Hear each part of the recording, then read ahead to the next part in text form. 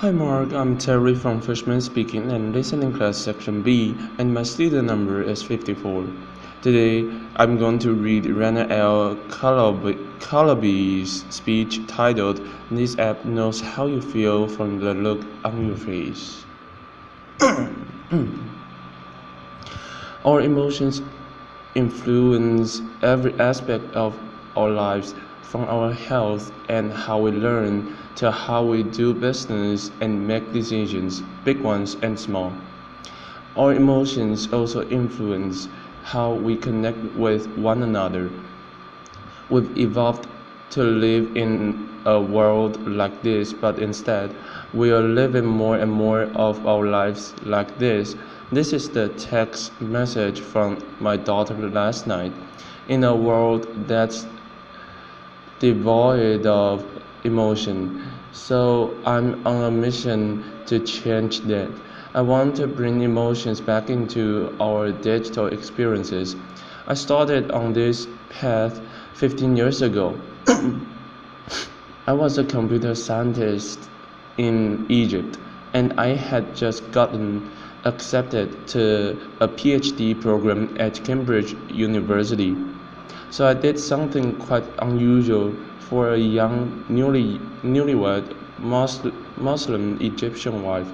With the support of my husband, who had to stay in Egypt, I packed my bag and I moved to England. At Cambridge, thousands of miles away from home, I realized I was spending more hours with my laptop than I did with any other human. Yet, despite this intimacy, my laptop had absolutely no idea how I was feeling. It has no idea if I was happy, having a bad day, or stressed, confused, and so that got frustrating. Even worse, as I communicated online with my family back home, I felt that all my emotions disappeared in cyberspace. I was homesick, I was lonely, and on some days I was actually crying, but all I had to communicate these emotions was this: laughter. Today's technology has lots of IQ but no EQ, lots of cognitive intelligence but no emotional intelligence. So that got me thinking, what if our technology could sense our emotions? What if our devices could sense how we felt and reacted accordingly, just the way an emotionally intelligent friend would?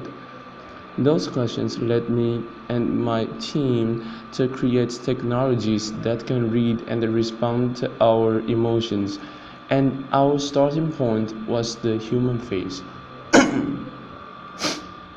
So our human face happens to be one of the most powerful channels that we all use to communicate social and emotional states. Everything from enjoyment, surprise, empathy, and curiosity.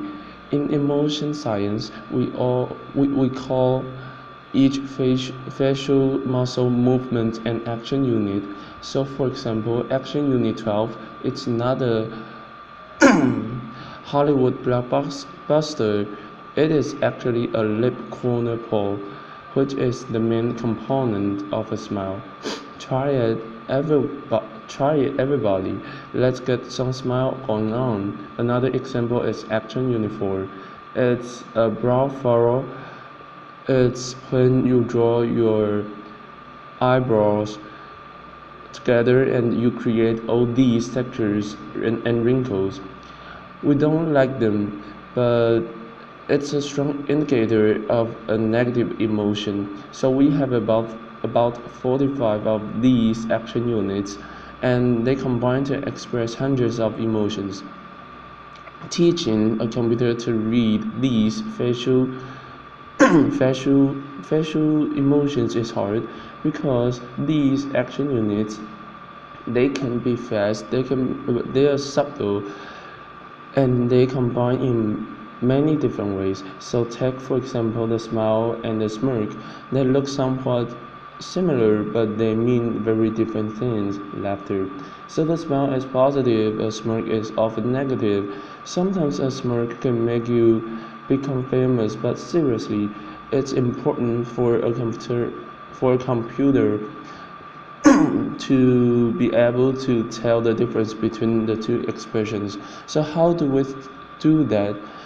We give our algorithms tens of thousands of examples of people we know to be smiling from different ethnicities, ages, genders, and we do the same for smirks. And then using deep learning, the algorithm looks for all these textures and the wrinkles and the shape changes on our faces, and basically learns that all smiles have common characteristics. All smirks have subtly different characteristics. And the next time it sees a new face, it essentially learns that this face has the same characteristics of the smile, and it says, aha, I recognize this. This is a smile expression. So the best way to demonstrate how this technology works is to try a live demo. So I need a volunteer, preferably somebody with a face, laughter. Chloe is going to be our volunteer today. So over the past 5 years, we've moved from being a research project at MIT to a company where my team has worked really hard to make this technology work, as we like to say in the wild. And we've also shrunk it so that the core emotion engine works on any mobile device with a camera like this iPad. So let's give this a try. As you can see, the algorithm has essentially found Chloe's face, so it's this white bounding box, and it's tracking the main feature points on her face, so her eyebrows, her eyes, her mouth, and her nose. The question is, can it recognize her expression? So we're going to test the machine. So first of all, give me your poker face. Yep, awesome, laughter. And then as she smiles, this is a genuine smile. It's great. So you can see the green bar go up as she smiles. Now that was a big smile. Can you try a subtle smile to see if the computer can recognize? It does recognize subtle smiles as well. We've worked really hard to make that happen. And then eyebrow raise indicator of surprise. Brow furrow, which is an indicator of confusion. Frown, yes, perfect. So these are all the different action units. There's many more of them. This is just a slimmed down demo, but we call each reading an emotion data point, and then they can fire together to portray different emotions. So on the right side of the demo, look like you're happy, so that's joy fires up. And then give me a disgust face. Try to remember what it was like when Zayn left One Direction. Laughter, yeah. Wrinkle your nose, awesome. And the valence is actually quite negative, so you must have been a big fan. So balance is how positive or negative an experience is, and experiences, and engagement is how expressive she is as well. So imagine if Chloe had access to this real-time emotion stream, and she could share it with anybody she wanted to. Thank you. Applause. So far, we have amassed 12 billion of these emotion data points. It's the largest emotion database in the world. We've collected it from 2.9 million face videos, people who have agreed to share their emotions with us. and from 75 countries around the world. It's growing every day. It blows my mind away that we can now quantify something as personal as our emotions, and we can do it at this scale. So what have we learned to date? Gender. Our data confirms something that you might suspect. Women are more expressive than men. Not only do they smile more, their smiles last longer, and we can now really quantify what it is that men and women responded differently. Let's do culture. So in the United States, women are 40% more expressive than men, but curiously, we don't see any difference in the UK between men and women. Laughter, age, people who are 50 years and older are 25% more emotive than younger people. Women in their 20s smile a lot more than men the same age, perhaps a necessity for dating. But perhaps what surprised us the most about this data is that we happen to be expressive all the time, even when we are sitting in front of our devices alone. And it's not just when we're watching cat videos on Facebook. We are expressive when we're emailing, texting, shopping online, or even doing our taxes. Where is this data used today? In understanding how we engage with media, so understanding virality and voting behavior, and also empowering or emotion enabling technology. And I want to share some examples that are especially close to my heart.